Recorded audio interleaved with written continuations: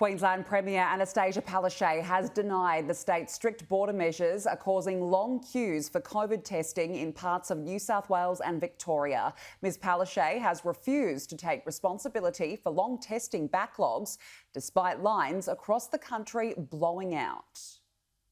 Annastacia Palaszczuk got straight on the front foot and on the phone to New South Wales Premier Dominic Perrottet, and he confirmed only a small percentage of the COVID testing was due to the demand for travel to Queensland. I spoke to the New South Wales Premier, we had a really good conversation. Our information is about 10% of their tests are for people wanting to come into Queensland, so not 80% or 90%, 10%.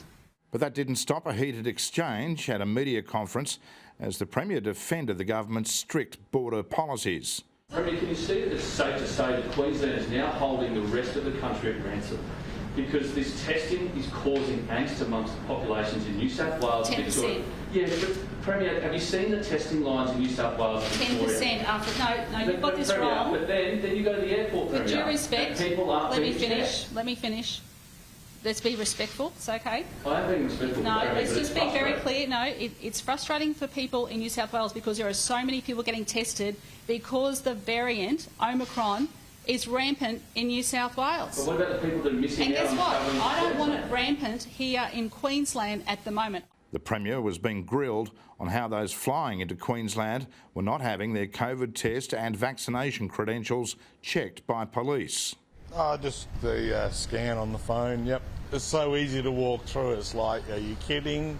They did check the border pass, but that was about it. Not as bad as I thought. I thought it was going to be much more like secure and stuff. But the Queensland government is seeking to make the border crossing easier. From New Year's Day, it's hoped federal health regulators would have approved rapid antigen testing for those travelling to Queensland for the remainder of the summer holidays. We are happy to get some further advice from AHPPC about rapid antigen tests. We will look at, if this is approved, that we may be able to utilise them in the new year from the 1st of January. But between now and the new year, we will require those PCR tests for people coming into our state. It was part of our plan. They could do that. They could do that tomorrow. They could do that tomorrow. And I know there's been constructive discussions between New South Wales and Queensland, and Tasmania was very happy to be engaged in that as well.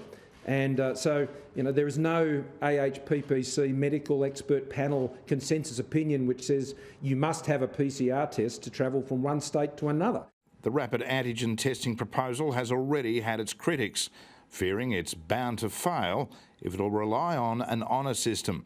Just as the Day 5 COVID test for those travelling from so-called hotspots became a debacle, as thousands were left to mix in the Queensland community without their COVID status confirmed. The good news for Queenslanders is that only 0.06% of the 34,518 people tested for COVID in the last 24 hours have returned a positive test.